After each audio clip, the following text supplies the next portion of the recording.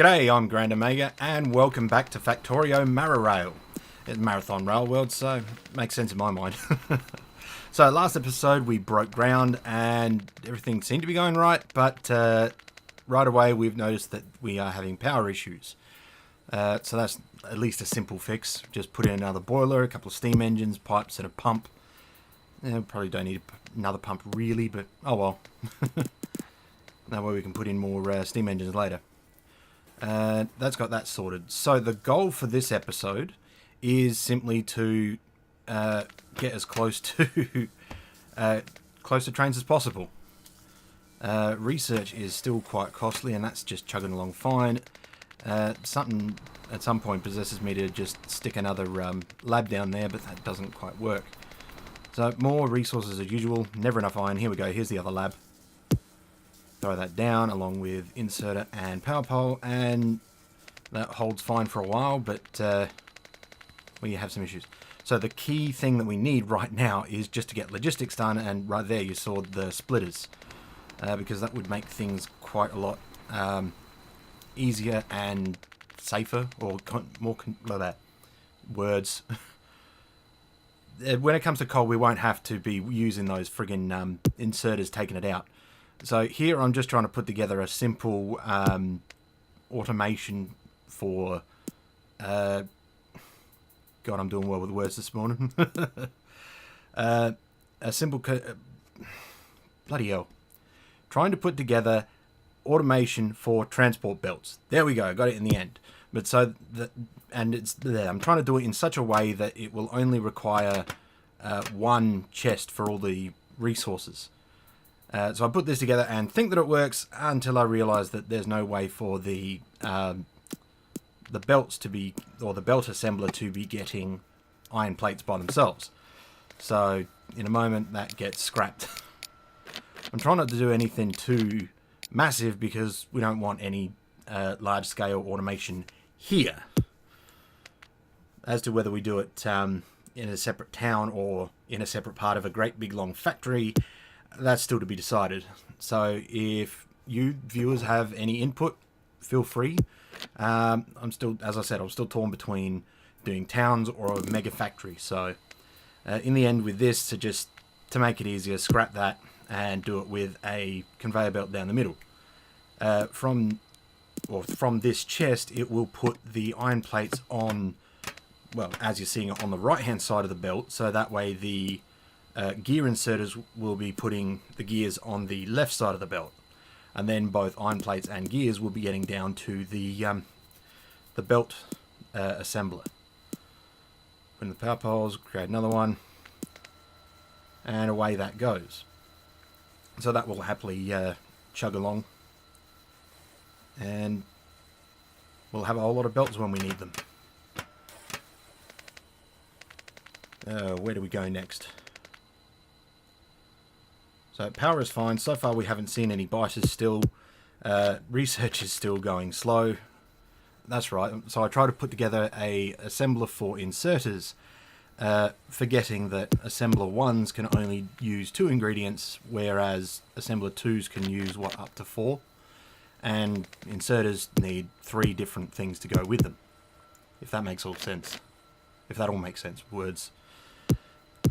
So try one configuration that was just simply the 2 of them that would go into the I'm doing really well. The 2 inserters for the copper cables that would go into the electric circuits assembler, but that didn't work. Tried it this side, but of course you need steel plates for the electric circuits. Try a different configuration, still not working. In the end, I just scrap all this and go with a 2 chest design. Because, of course, I'm trying not to spend too much time fumbling about, but at the same time, if you can't do anything, if you can't avoid a problem that you're trying to avoid, then you just got to run with it. Throw some more iron into that to get more belts going. Grab some more iron. Never enough. Come back over here, throw some more in there, and continue to sort that one out. And I will just pick up some more of that, some more copper. Pardon me. And here's all the inserters. So the copper will be on the left side so that the copper wires can be sent to the electric circuits. And then the electric circuits will grab iron plates from that second container on the right, or chest, sorry, not container. And the electric circuits will get thrown into the bottom assembler along with gears, so that those two pieces along with iron plates will make inserters. Get there eventually. Playing on marathon mode or expensive mode really throws things out of whack. So right there you're seeing a notice that the assembler is not making enough now to support 2 labs, so just copy the design over. And that's basically what I do in general, just to try and speed things up. But that causes a rather interesting problem, which we'll see momentarily. So copy those over with shift right click to select the source, and then shift left click to place the copy. I think that makes sense. Get some more iron, because we're running low on that on hand. The belts are still going fine. Throw some more into both of those red science assemblers. Check on the coal once more, and if you notice here, the top left what do you call it, burner drill, that's the one. The top left burner drill no longer has any coal underneath it, so it's not sending coal to the one below it, so eventually that coal is going to run out because it's only getting 1 source and not 2, so that needs to be sorted out fairly quick. Here we go, copying the design down a bit, so we'll then have 4 labs going at the one time. But of course that creates a rather interesting problem that we'll see later. Something that I didn't know was actually part of the game.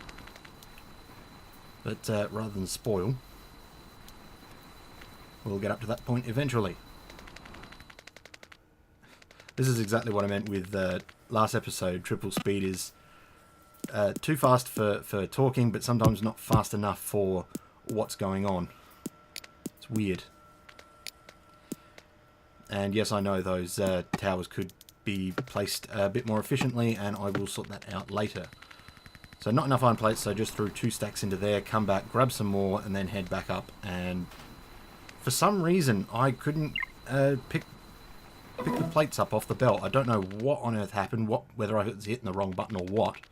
But eventually gave up on that and continued on. So we've got the first logistics research done. So I might as well do electronics. We probably should have done turrets, because the pollution is spreading quite far to the northwest there, and that's probably the first direction that we would most likely get attacked from. But of course, still no defences. Here, I still can't work out why I can't pick up iron plates off the belt, so I don't know why that didn't work, but it seemed to fix itself up later on. So now that we've got logistics, we can get some fast inserters, and now all of that iron is being picked up fast enough so that it's not all getting stuck on the belt and slowing down the smelting. Well, much like how copper is at the moment. So I might as well get some electronic circuits made, because at least that will help us out in the future. Power was still alright then as well. I'll come back over to copper, swap these 2 over, which I think probably should have been the other one. I don't know. Check on that again. So we've got to work out where we need them. So green circuits still need a belt and a inserter. So of course that means we need to wait for automation. No, there's automation, assembly. We need assembler 2s either way. Because as I pointed out before, the inserters need 3 parts, and an assembler 1 can't do that. So here we are. I'm looking at increasing the amount of iron smelting here, because it's not coming in quick enough. And I really should do a bit of a Factorio by the numbers, but oh well. Because it's interesting to read, to learn. So yellow belts transfer, what was it, 13 or 18.3 items per second, and that's from both sides of the belt. So when you work out all these smelters, you're able to work out that you need what was it, it's about 9 smelters per side that a yellow belt can feed. And then again, I don't think that was stone smelters. I'm getting the numbers mixed up. I should have written all this down.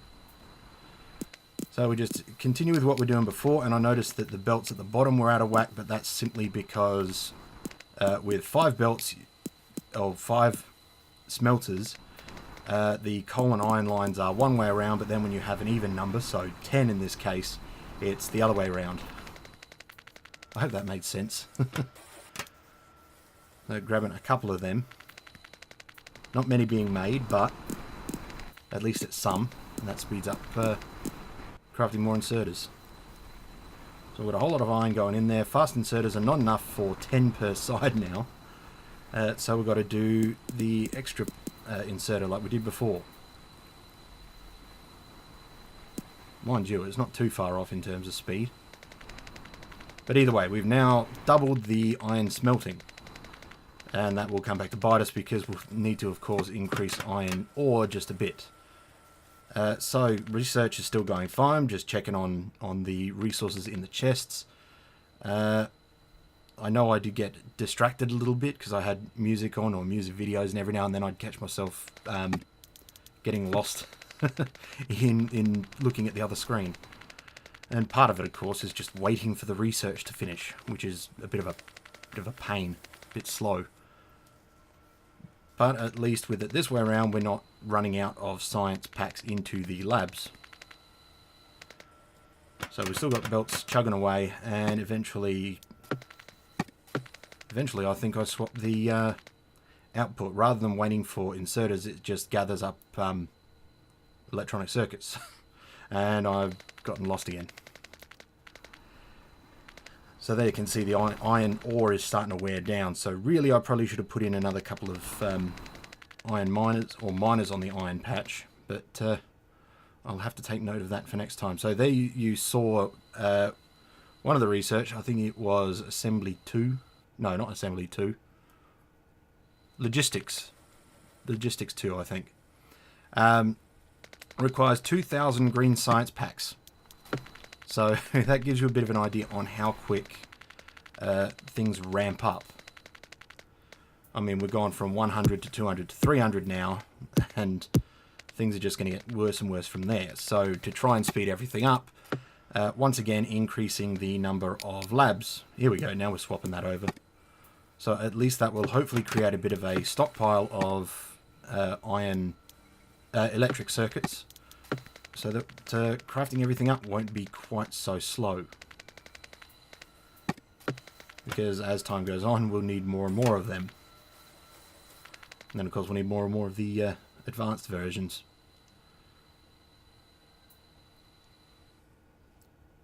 So back into the research tab. So here you go. Even engines need 1,000 green, pardon me, 1,000 green science, and then trains themselves, or the first level of trains, will need 750. So it still only takes one inserter and one belt, I believe, per green science, but that is still 1,750 inserters and belts that we're going to need just for engines and the first level of trains alone. And you can see there on the top of the screen, which I didn't notice at the time, that coal has started wearing down for the power, which eventually will put everything into a death spiral, which is not ideal, even at this early stage. Somewhere along the line I realise it. Had to chop more trees down just to get more power poles and boxes. Put a couple of inserters in the wrong spot and then realise. Not like it's a massive issue. It's not like you plonked down the wrong blueprint and then had the construction bots automatically start building everything for you. And electronics is now finished, so we get automation 2 working. So that means that we'll be able to get the second level assemblers, which means we'll be able to get inserters building. And that will hopefully start speeding things up a little bit more. So just fill up all these chests with iron and copper so that none of them wear out. But now, as you're seeing, for some reason the labs are just chewing through the packs quicker than they can be made, which is interesting. I didn't think that was the case. It's almost as though the Oh, there we go. Now I've noticed that there's not much coal coming through. So get rid of that. Now that we've got splitters, let's put it onto or connect it with the electric mining drills. And I don't think I got rid of the burner drills at all either, so I'll have to deal with that at some point as well. At least get enough power to keep things going until this large chunk of coal gets here. And then eventually the rest of the coal from the electric engines will keep everything going. So got a couple fast inserters, and just for a backup sake, throw in a couple of burner inserters as well. Now, I'm still baffled by what's going on with the labs, because one lab or two labs or even the 4 labs, they were being kept going the entire time before, but now that I've got 8 labs, they're chewing through the science packs really, really quickly. And there you go, the iron ore is now not reaching the end of the belt anymore, so I will need to remember to increase the mining next episode, because I don't think I get around to that. Either way, we're topping up the chests a bit more, just so that doesn't run out. It's still weird. I'll have to do some research, but if anyone's got any ideas of what's going on with that, please do let me know. And on that note, I'm still not entirely sure what I'm doing in terms of whether to do a mega factory or a towns style thing. So if you've got a preference, let me know. Because ultimately, whatever one I don't do, I'll probably do another series in the future with that, if that makes sense. So if we do towns for this MaraRail, I'll probably do a MaraRail mega base in the future. So with coal having issues and everything sort of starting to wear down and we need more and more resources, I thought it would probably be a good idea to go out and find another patch of coal. But just so that I can still see the base, so if it gets attacked, I can see the demise. Thought might as well put down some radars, but that then causes the problem of a lack of power. So once again, those just fit in place. Throw down a couple of boilers, inserter and poles. I don't think I put them on the top side here. That's just so that we've got them there ready to go. Yeah. So those ones aren't in use, but yeah, they're there if needed. And before we take off and go exploring, might as well put in the splitter for the coal. I don't know why I didn't just pick up all the coal, throw it on the opposite side of the belt and just connect it all up as it is, but oh well. We live and learn. So far, still no biters, but we do have that one radar that's now going to be scanning a larger area around our base. So hopefully we'll get a little bit of warning. And before I go, I decided to throw a second one over here just so that we can see the entire base from afar. Off we go to the west, because if I remember correctly, the map preview showed a sizable coal supply somewhere off to the west here. I think it was a bit more northwest, but still. And there we go, we've found some biters. Come to the side. I'm trying to work out the strength and size, and yeah, got a bit too close. And then of course run into another base. Thankfully they're all just level 1s, there's no spitters or anything, and I didn't wander too close. But yeah, we just survived that. Found the northern coal deposit, or copper deposit, with just 30,000 units of coal there. So it's not much, but at least it's something. And there we see the pollution is already reaching that first biter base, the larger biter base of the 2 that I ran into. So yeah, I think time to retreat, time to regroup, time to focus on what's going to keep us alive. Might as well clear out the stones around the iron just so that we can get more smelters in, and that way they're not blocking any turrets that we might put in either. Grab some more iron. We've now got plenty of iron being made. Throw some more coal into copper and iron, sorry, into the circuits. Come over and top up the sciences, and then it's getting close to finishing up for the episode. As you can see, a lot of these have already worn down their supplies. Amazing how quick it's going through it. We've got all this iron and it's not being gathered quick enough still. Oh well, as is Factorio. Really? So much fun, some of these different little conditions that you can set for yourself. hell, Bentham's doing a Railworld, not Railworld, a Ribbon World at the moment, which is certainly an interesting challenge because you've only got a limited width to play with. So any transportation, you've got to make sure that you don't have things in the way of your rails and that you don't have too many trains that it's blocking everything up because you don't have much room for overtaking lanes and everything else. So with this, we're coming to the end of the episode. So, that's finished. Thank you for watching, and I hope you join me for the next episode. Later.